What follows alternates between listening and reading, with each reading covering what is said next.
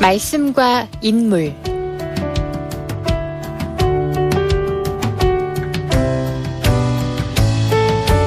네, 말씀과 인물 진행의 아나운서 최진성입니다. 자, 이 시간은 일주일에 한 번 우리가 말씀을 더 깊게 공부하는 시간이죠. 그 말씀 중에서도 특별히 인물에 대해서 집중 탐구하는 시간입니다. 우리가 이미 알고 있는 그 성경 속 인물의 이야기는 물론이고요. 지금까지는 접근해보지 않았던 또 다양한 접근 방법으로 성경 속 인물을 탐구하는 시간입니다. 제가 탐구하기에는 참 많이 버거운 부분이고요. 늘 우리와 함께 또 이 말씀 속의 인물을 탐구에 있어서 길잡이 역할을 해주시는 분이시죠. 가톨릭 관동대학교에 계시고 강릉 노암동 하사랑교회에 사역하고 계시는 유지황 목사님과 함께합니다. 목사님 안녕하십니까? 네, 안녕하십니까? 네, 10월에 또 함께하고 있는 10월 이제 중순입니다. 날씨도 이제 정말 이제 낮에도 사실은 많이 좀 쌀쌀해지는 글쎄 말이에요. 그런 시기가 됐고, 예, 교회적으로도 또 학교도 지금은 뭐 굉장히 바쁜 그렇습니다. 시기죠. 바쁜 가운데서도 또 말씀에 대한 열정으로 이 자리도 함께해 주셔서 고맙습니다. 네, 감사합니다. 네, 저희가 지난주부터는 노아에 대해서 시작을 했습니다. 그래서 지난주는 노아는 과연 어떤 사람인가? 무두셀라만큼 오래 산 사람이고 손에 꼽을 만큼 의인, 속하는 사람이었고. 기억 다 하시네요. 기억하고 있죠. 그리고 이제 저희가 지난 시간에는 그 노아의 홍수 사건을 다뤘다기보다는 홍수 이후에 까마귀와 어떤 비둘기의 의미에 대해서 짚어보면서 홍수는 다음으로 미루자. 한 번에 다루기 좀 많을 것 같다라는 생각으로 오늘 또 이 자리에 넘어왔습니다. 자, 일단 노아 하면 사실 가장 큰 그리고 또 거의 핵심적으로 나오는 사건이 노아의 홍수 사건입니다. 지난주에 얘기해 주셨던 내용 중에는 사실 이전 시대에는 노아 이전에는 비가 내린 적도 없었기 때문에 노아 시대의 이 비는 특별한 의미도 있다라고 말씀을 해주셨는데, 자, 그럼 본론부터 좀 들어가도록 하겠습니다. 자, 노아의 홍수 우리가 어떤 시각으로 바라봐야 될까요? 사실 정직한 표현이라고 할까 이야기라고 할까 말씀드리고 싶은 것이 어떻게 보면 우리가 지난번에 까마귀라든지 비둘기 이야기를 하면서 사실 노아의 홍수가 있고 난 다음에 그 와중에 있었던 그 일이잖아요. 근데 그런 이야기를 하면서 노아의 홍수에 관해서 이야기를 오늘 한다라고 하는 것은 어떻게 보면 시간적으로 좀 순서상 좀 바뀐 것 같은 그런 건데 그게 제 책임이에요. 왜 그런 거 아니? 저는 이게 사건 중심으로 어떤 그 인물이나 어떤 비둘기라든지 까마귀라 이런 그 실체를 중심으로 해서 이야기를 하려고 생각을 거기에 집중을 하다 보니까 노아의 홍수라고 하는 그 사건에 대해서 생각하기를 그 노아에 관해서 또 비둘기나 또 까마귀나 또 이제 오늘 말씀드릴 무지개나 이런 것에 더 마음을 썼어요. 그래서 노아의 홍수라고 하는 것은 그 비가 40일 동안 내렸다라든지 또 150일 동안 세상에 창일에서 가득 넘쳤다든지 이런 사건이 있었던 것인데 거기에 대한 의미라고 하는 것은 죄 많은 자들에 대해서 하나님께서 징벌을 내리시고 그리고 그것이 마음 아파하셨다. 그래서 사실은 노아의 홍수 빗물이 하나님께서 아파하시며 우셨던 그런 하나님의 눈물이었다. 이제 이런 말씀만 지난번에 드리고 사실은 그냥 넘어가려고 그랬어요. 그렇죠. 저도 아는 게 없거든. 근데 우리 아나운서님께서 그거 좀 더 깊게 한 발짝 들어갔으면 좋겠다. 그런 뜻의 말씀을 하셔가지고 조금 더 생각을 해봤어요. 그래서 오늘 이제 그 말씀을 좀 드리고 그리고 이제 그 무지개에 관해서 말씀을 드리고 그 정도까지만 오늘 하고 다음 주에 노아의 그 세 아들 이야기를 하는 것이 어떨까 싶습니다. 홍수 못지않게 또 아들에 대해서 궁금해하시는 분들도 많아요. 하고 싶은 얘기가 많죠. 오늘 홍수에 대해서 우선 좀 말씀을 드리자고 한다면 우리가 다 아는 것처럼 조금 전에도 언급을 했습니다만 40일 동안 내렸어요. 그리고 150일 동안 세상에 가득했다라고 하는 건데 그전에는 비가 내린 적이 없었다. 하늘에서. 그런데 그럼에도 불구하고 그 비가 내린다라고 하는 것을 하루 이틀 한두 해도 아니고 120년 동안 노아가 그것도 쉬고 놀면서 기다린 것이 아니라 예. 방주를 지어가는 중노동 속에서 그렇죠. 그것을 믿고 기다렸다. 하나님 말씀에 순종하며 따랐다라고 하는 것이 예. 그 노아가 의인다운 그런 모습이었다 말씀을 드렸는데요.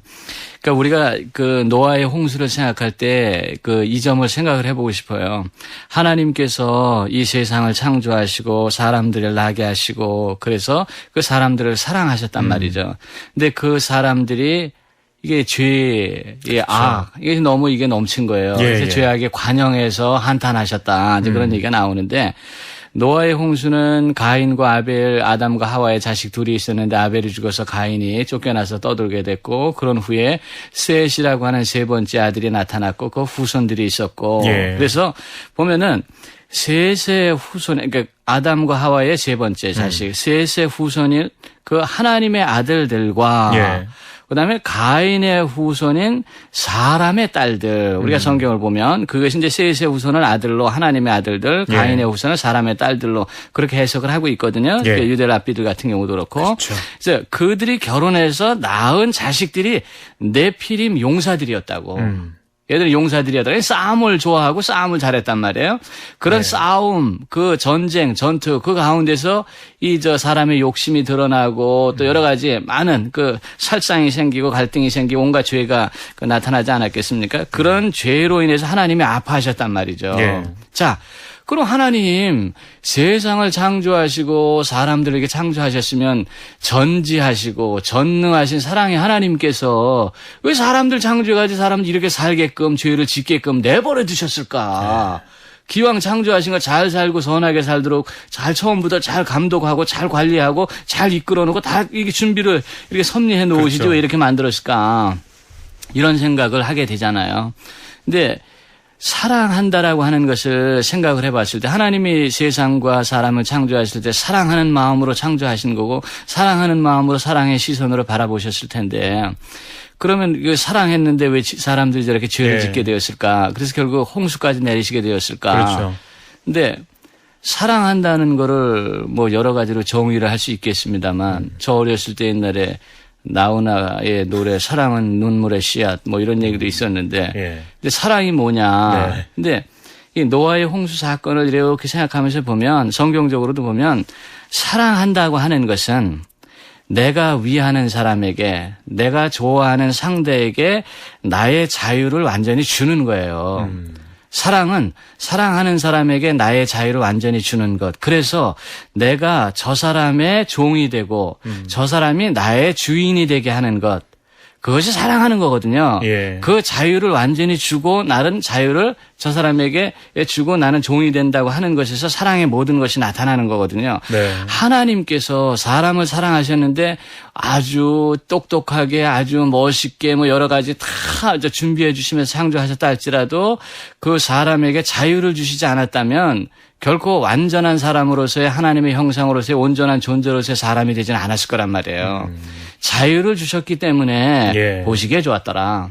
그래서 사람들에게 하나님께서 사람을 사랑해서 자유를 주셨단 말이죠. 예. 그래서 사실은 하나님께서 사람에게 자유를 주심으로 어떤 의미에선 하나님 당신께서 스스로 낮추셔서 이미 예수님이 오셔서만 뭐 낮춰서 오신 게 아니라 이미 그때 사람에게 당신의 자유를 완전히 사람에게 주심으로써 당신이 사람의 종이 되신 거예요. 예. 사람들이 주인이 된 거고 그럼 그런 완전한 주인됨과 같은 자유를 얻은 사람들이 착하게 살았어야지.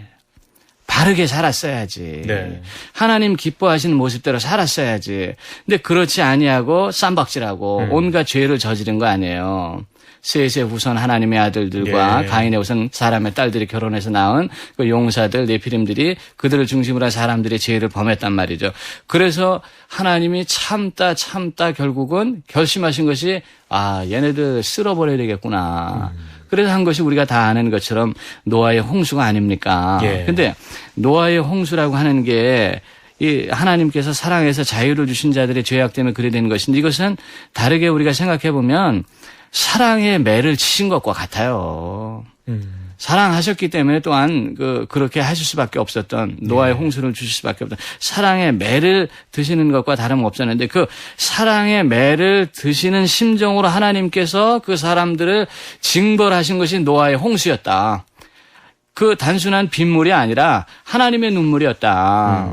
하나님의 눈물이었다. 이렇게 우리가 먼저 이해를 하는 것이 옳다라는 생각을 분노보다는 사랑이었다. 사랑이다. 사랑의 매를 지신 하나님의 눈물이 노아의 홍수 빗물이었다. 이거였고요. 그다음에 이제 성경적으로 다른 각도에서 살펴보자면 창세기 1장 6절을 보면 하나님이 이르시되 물 가운데 궁창이 있어 물과 물로 나뉘라 하시고 그다음에 창세기 1장 7절을 보면 궁창을 만드사 궁창 아래의 물과 궁창 위의 물로 나뉘게 하시니 그대로 되니라. 근데 이게 영어 성경 같은 데 보면 궁창이라는 말을 EXPANSE, expanse 또는 다른 데 보면 firmament, FIRMAMENT, firmament라고 이렇게 나와 있어요. 그러니까 하늘에 어떤 큰 벽이 있는 거야. 막이 있는 거야. 그 위에 물이 있고 그 아래에 이제 땅 아래에 물이 있다라는 거로 이렇게 된 거거든요. 근데 그러니까 하늘 위에 물이 있다라고 성경적으로는 묘사가 된 거예요. 네, 표현이 기록이 되어 있는 건데 그것이 이제 노아의 홍수 때 하늘 위에 그 궁창에 막이 열린 거야. 그래서 이제 위에 있는 물이 쏟아져 내린 게 이제 빗물인 거죠. 그래서 보면 창세기 7장 11절 노아가 600세 되던 해 둘째 달 곧 그 달 11의 날이라 그날에 큰 기품의 샘들이 터지며 궁창 아래 땅에 있었던 물이 쳐 올라온 거예요. 위로 다 터져서. 그리고 그다음 중요한 게 뭐냐면 하늘의 창문들이 열려 비가 내린 거야. 물이 쏟아져 내린 거란 말이에요. 그게 이제 최초의 비가 내린 어떤 의미에서는 자연적인 현상이었다. 물리적인 현상이었다. 이렇게 생각할 수 있는 것이 이제 노아의 홍수고 다른 우리가 신앙적인 의미에서 봤을 때는 사랑의 매를 치시는 하나님의 그 눈물이 바로 노아의 홍수 빗물이었다. 이렇게 우리가 그 이해를 할 수 있다라는 생각이 들고요. 또 하나는 이제 노아의 홍수하면 40일인데 그렇죠. 이 성경에 40이라는 숫자가 중요하잖아요. 맞습니다. 40이라고 하는 숫자는 언제 뭐 성경 속에 나오는 숫자에 대해서 우리가 한번 의미를 살펴보겠습니다만 오늘 40이라고 하는 숫자 하나만 가지고 본다면 40이라고 하는 것은 40이라고 하는 숫자는 어떠한 것이 어떠한 일이 완전히 다 이루어지는 다 채워진 그 완료된 상태의 기간, 시점을 말하거든요. 우리가 아는 것처럼 사도 바울이 박해를 받을 때 복음 전하다가 박해를 받고 그럴 때 이제 매를 맞았다. 유대인들한테 매를 맞았는데 유대인들이 태형을 했을 때 매를 때리는 징벌을 그 형벌을 할 때는 40번을 매를 40번 쳤거든요. 그럼 끝인 거예요. 태형이 칠 수 있는 최대. 그 40쯤 더 이상 41대 때리면 안 되는 거야. 태형은. 근데 이 유대인들이 사도 바울이 밉거든. 40대만 때리고 그만 때리고 싶진 않거든. 더 때려 한 100대 이상은 때리고 싶거든. 그러니까 39까지만 때리고 멈추는 거야. 다시 시작. 40 안 했거든. 그래서 40에서 하나 감한 매를 내가 이게 맞았다는 얘기가 나오잖아요. 5번이고 뭐고 이렇게 맞았다는 얘기가 나오잖아요. 말도 안 되는 그게 일이. 40대 쳤으면 더 때리면 안 돼. 다 끝난 거야. 그죠. 더 이상 하면 안 되는. 그러니까 39 때리고 그다음에 이거 다시 시작 새로. 그러니까 다시 또 하나 둘 39까지 때리고 또 그런 거란 말이야. 그러니까 40이라는 게 그런 숫자인데 그래서 예수님께서 광야에서 40일 기도하시고 시험 받을 그때 그리고 예수님께 부활하시고 난 다음에 나타나셔서 보이신 때가 40일이었다고요. 곳곳에 나와요. 40이라는 게. 이제 조금 전에 아나운서에 말씀하신 대로 40년 그런 것도 있고. 그러니까 40이라고 하는 이 어떠한 일이 채워지는 완료되는 완성되는 기간이 40일인데 그 처음 시작 기원이 되는 그 40일의 의미가 이게 노아의 홍수라니까. 홍수. 그러면 이제 어떻게 보면 이 홍수라고 하는 거는 아까 얘기해 주셨던 하나님의 어떤 사랑의 매. 사랑이 전제로 돼 있는 매였고 그것은 어떻게 보면 완전한 그러니까 완벽한 매라고 해야 되나요? 완벽한 징벌이라고 해야 되나요? 그렇게 받아들여야 되나요? 글쎄 말이에요. 또 그렇게 말씀을 하시니까 어쨌든 무언가 일이 행해졌을 때 완전히 완료되는 건 40일이라는 의미에서 노아의 홍수가 40이었다는 건데. 자, 그러면 정리를 해보면 일단 노아의 홍수라고 하는 것은 성경 창세기에 나왔었던 궁창 아래의 물과 궁창 위의 물. 궁창이라는 것이 하나의 막인데 그 막 위에 있던 물이 터져서 막이 터져서 내린 게 이 노아의 때고 네. 그것이 홍수로 이어졌는데 사랑에 의해서 하나님의 사랑의 징벌로서의 홍수가 된다라고 하는 거고요. 그리고 이 홍수가 결국에는 40일 동안 이어지면서 숫자 40이라고 하는 어떤 숫자 꽉 차 있는 어떤 완전히 다 기한이 찬 다 이루었다라고 하는 그런 어떤 의미를 가진 부분이라고 할 수가 있습니다. 자, 말씀과 인물 오늘은요 노아 두 번째 시간으로요 노아의 홍수에 대해서 우리가 집중적으로 살펴보고 있습니다. 자, 홍수라고 했을 때 40일을 우리가 이제 좀 지났을 때 지난 시간에 한번 그 홍수 이후의 모습을 하나 짚었던 것이 까마귀와 비둘기였습니다. 그래서 이제 비가 그치고 살만한 때가 되었는가라고 하는 알아보는 첫 번째 어떤 방법이 이 새들을 날려보내서 알아봤던 건데 그것은 이제 뭐 우리의 인간의 어떤 방법이고요. 결국 홍수 이후에 하나님께서 보여주셨던 하나의 또 징표. 그것이 바로 또 무지개 아니겠습니까? 그렇죠. 무지개에 대한 이야기 한번 좀 해볼까요? 저는 노아의 홍수 사건에서 이 무지개가 굉장히 중요하다라고 생각하는데 사실 조금 전에도 얘기를 하셨습니다만은 노아의 홍수하면 이렇게 상징적으로 신앙적으로 의미 있는 것들이 의외로 많아요. 지난 시간에도 얘기를 했지만 아나운서님께서 조금 전에 말씀하셨던 고페르나무 이거 짚고 넘어가야 되는 거거든요. 그다음에 카페 지으셨던 분이 있을까요? 아니 철물. 나중에 좀 어떻게 좀 한번 고페르. 그리고 또 비둘기라든지 까마귀에 대한 의미도 다시 한번 새겨볼 필요가 있는 거고 비에 대한 것도 오늘 얘기를 나눴습니다만 그런 게 있고 근데 이 중에서 가장 중요한 노아의 홍수 사건에서 우리가 짚어야 될 건 무지개다. 무지개가 대단히 중요한 의미를 가지고 있다라고 하는 것인데 우선 보면은 창세기 9장 11절을 보면 내가 너희와 언약을 세우리니 노아의 홍수가 끝나고 난 다음에 다시는 모든 생물을 홍수로 멸하지 아니할 것이라 땅을 멸할 홍수가 다시 있지 아니하리라. 이 말씀이 중요한 거예요. 한번 우리가 노아의 입장에 가서 보면 노아의 홍수 비 와가지고 엄청 고생했잖아요. 근데 어느 날 또 비가 또 오는 거야. 트라우마 그럼 생기죠. 야 이게 방주에 들어가야 되나 이런 생각을 겁먹고 이런 생각을 할 수도 있는 거란 말이에요. 그러니까 웃자고 하는 얘기입니다만. 근데 그런 걱정할 거 없다 이젠. 이젠 비가 온다고 그래서 세상 쓸어버리는 거 아니니까 방주에 들어갈 정도 그런 거 아니니까 이제 걱정하지 마라. 이제 쉽게 말해서는 이제 이런 뜻도 될 수 있겠습니다만 더 중요한 건 하나님께서 큰 마음의 변화를 가지신 거예요.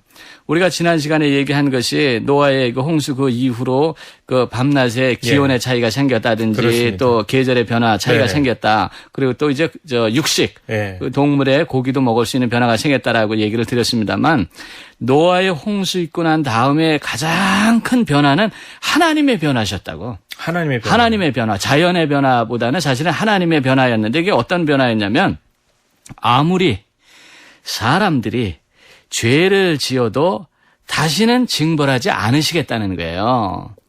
다시는 징벌하지 않으시겠다. 그 사랑의 매라 할지라도 사랑의 매 다시는 안 치겠다. 아무리 사랑의 매라고 할지라도 사랑의 매를 그 때리는 일은 안 하겠다라고 하시는 그런 하나님 마음의 변화가 있었단 말이에요.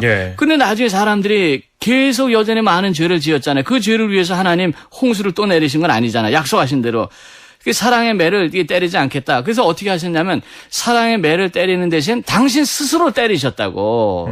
옛날에 왜 부모님들이 왜 매를 치다가도 말 안 들으면 결국은 이제 당신 종아리를 스스로 때리시는 분들이 있으셨잖아요. 하나님께 그런 변화가 온 거예요. 사랑의 매 홍수 대신 이제 당신이 매를 맞겠다. 그래서 사람들이 제가 관영했을 때 결국 어찌했어요.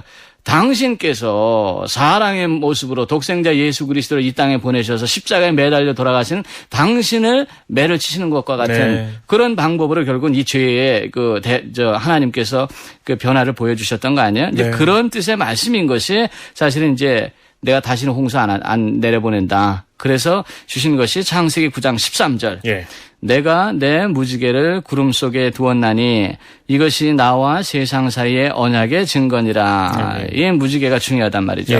사실은 노아의 홍수에 대한 이야기가요. 학문적으로 그러니까 우리가 신앙적으로 생각하지 않고 학문적으로 근데 이 학문적으로라는 것이 참 신앙을 약화시키는 이제 위험이 참 많은 건데 거기에 빠지면 안 되는 거겠죠. 초등학문이니까. 근데 어쨌든 그 노아의 홍수에 대해서 무슨 얘기가 있는 거 아니에요? 학문적으로 일반적으로 보면 중근동 시대 유명한 서사시 중에 길가메시라고 있어요.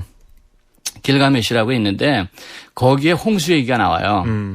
이제 그것이 바로 노아의 홍수의 이야기, 성경 속에 나오는 이야기의 모티브가 됐거나 원천이 되는 그런 이야기일 수 있다라고 하는 해석들도 있어요. 네. 근데 그건 뭐 그냥 해석일 뿐이지 그걸 우리가 받아들일 수 있는 건 아니고. 근데 다만 좀 아는 척 하기 위해서는 알고 있는 건 상식적으로 좋은 건데 또 한 가지 뭐냐면 여기 무지개에 대해서 우리가 알아봐야 될 것이 고대 중근동, 그러니까 당시에 오늘날의 이스라엘이라든지 뭐 아랍 세계 있잖아요. 그 중근동 세계의 민족들은 싸울 때는 화살을 쐈단 말이에요. 그거는 뭐 이제 중국이나 한국 우리도 옛날에 마찬가지였겠죠. 그렇죠. 그래서 사람들이 싸울 때는 화살을 쏘고 야 이제 우리 싸우지 말자. 평화 조약을 한단 말이에요. 그럼 그 평화 조약을 하는 상징으로 뭘 했냐면 서로 가지고 있던 화살이 아니라 활을 하늘로 던졌어요.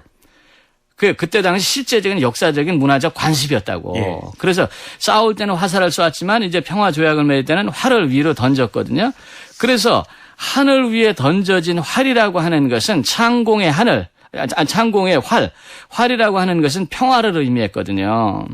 그런데 우리가 이 무지개를 생각해 봤을 때 이 하나님의 입장에서 싸운다, 전쟁, 징벌, 뭐 어떤 이런 부정적인 의미에서 봤을 때 비가 뭐였냐면 하나님의 입장에서 비라고 하는 것은 사실은 사람들이 싸울 때 하늘 위로 쏘아 올린 하늘에 쏟아져 내리는 비와 같은 이것이 바로 화살이었다고.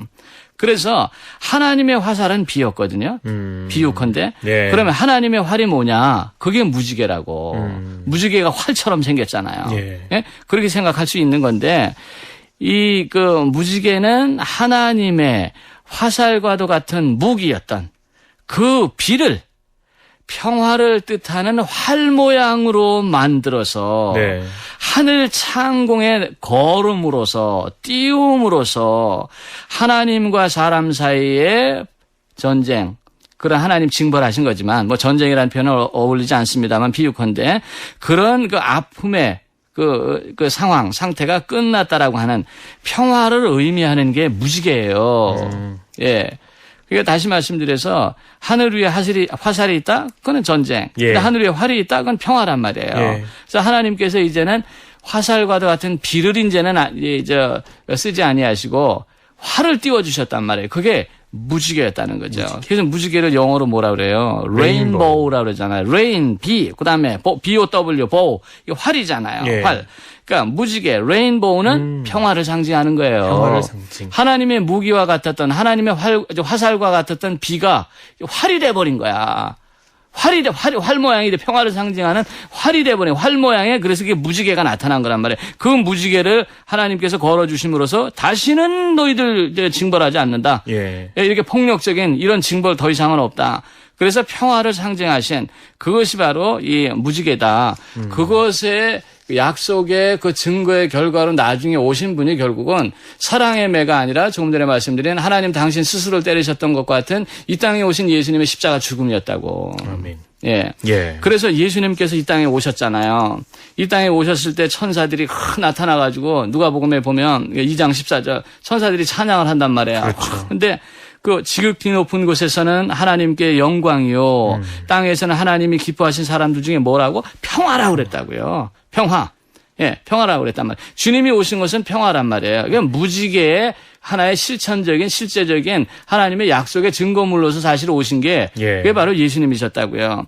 하나님의 영광, 여기서 하나님께 영광이라 했는데 하나님의 영광이라고 하는 것은 하나님한테 뭐 이렇게 하나님 스스로 찬란하게 빛나고 화려한 뭐 이런 거가 아니거든요. 하나님의 영광, 하나님 뭐 그런 거 부족해서 우리들한테 그런 거 원하시겠어요? 하나님 빛나고 찬란하게 당신 이렇게 혼자 이렇게 자랑스럽게 나타나신 그런 것이 아니고 하나님의 영광은 우리 사람들의 화평입니다. 성경적으로. 우리 사람들의 평화가 하나님의 영광이에요. 하나님께 우리가 영광 돌린다. 그거는 우리끼리 사랑하면서 화평하게 평화롭게 잘 사는 게 하나님께 영광 돌리는 거예요, 사실은. 그게 제일 중요한 것인데 그래서 로마서 3장 25절 같은 경우에도 보면 하나님이 예수 그리스도 그의 피로서 믿음으로 말미암는 화목제물을 세우셨다 이런 말씀을 하거든요. 화목제물이 뭐예요? 화목케 하는 거, 화평케 하는 거거든. 무지개의 증거물이거든. 그쵸. 사실은 예. 이제는 그 화살과 같은 비가 아니라 활과 같은 무지개를 띄우셔서 평화를 약속하신 예. 그 하나님의 약속, 다시는 징벌하지 아니하신 사랑의 매를 때리지 아니하신 당신이 스스로 매를 맞으신 그 사랑의 그 화목 제물이 바로 예수님, 사실은 무지개의 그 실천적인 하나님의 그 증거물이셨거든요. 예, 예. 이거 좀 다른 얘기입니다만 마태복음 5장 23절에 보면 그런 얘기가 나오잖아요. 제단에 예물을 드린단 말이에요. 제단에 예물을 드리다가 형제에게 원망 들을 만한 일이 생각나거든. 제물 드리는 거 멈추고 먼저 다시 돌아가서 예. 그 형제와 화목하고 그 후에 와서 예물을 드리라 그랬어요. 그러니까 하나님이 영광 받으시는 것은 이렇게 바치는 건 어떤 예물이 아니라 우리끼리 서로 화평한 거야. 우리끼리 사이 좋은 거야. 우리끼리 평화하는 거예요. 네. 화목한 거예요. 그것이 하나님께 영광 받는 거거든요. 그래서 누가복음 2장 14절 예수님이 오셨을 때 천사들이 지극히 높은 곳에서는 하나님께 영광이요. 그것이 하나님 기뻐하신 사람들 중에 평화로다. 이 평화가 노아의 홍수 때 하나님께서 다시는 너희들 폭력적으로 징벌하고 힘들게 하지 않을 것이다. 오히려 사랑으로 감싸주시고 용서하시고 우리를 위해 주시겠다라고 하는 네. 예수님 보내주시는 것과 같은 그 평화의 의미, 그것이 무지개였다는 거죠. 자, 오늘 노아의 홍수. 저는 아들 얘기 안 한다고 하셨을 때 예. 홍수가 그렇게 길까? 아니면 또 다뤄야 되는 또 의미가 많이 있을까 싶었는데 정말 얘기하다 보니까 지금 마칠 시간이 비슷하게 맞았네. 마칠 시간이 지금 다 됐거든요. 예, 그래서 예. 정리를 하면 일단 무지개라고 하는 것은 일단 평화를 예. 상징하는 것이고 어떤 우리가 아까 뭐 분석을 했지만 레인, 비라고 하는 것과 보호, 이 활의 예. 어떤 합성어로서 예. 우리가 좀 뭐 그 의미를 좀 평화라고 하는 의미를 좀 기억을. 예, 그러니까 하나님의 화살과도 같던 있겠습니다. 비가 활이 되었다. 예. 평화가 되었다. 예, 예. 자, 오늘 노아의 홍수 그리고 무지개의 의미까지 함께 살펴보면서 일단 노아의 큰 사건, 네. 노아의 홍수 사건을 우리가 좀 알아봤고요. 자, 그럼 다음 시간에는 어떤 부분들을 예, 짚어볼까요? 아까 말씀드린 포도주에 취한 노아가 이제 알몸을 벗고 잤잖아요. 예, 예. 그 그릇을 보고 이제 함이 형제들이 가서 알려주고 그 이야기인데 그 이야기에 관해서 함께 말씀을 나눠보도록 하겠습니다. 네. 자, 말씀과 인물 오늘도 아주 유익하고 또 여러분들께서 아마 알고 계셨던 것 또 모르고 있었던 것을 한데 모을 수 있는 시간이 아니었을까 생각해 봅니다. 자, 오늘도 가톨릭 관동대학교에 계시고요. 강릉 노암동 하사랑교회에서 사역하고 계시는 유지왕 목사님과 함께한 시간이었습니다. 목사님 감사하고요. 저희는 다음 주에 뵙겠습니다. 고맙습니다. 감사합니다. 다음 주에 뵙겠습니다.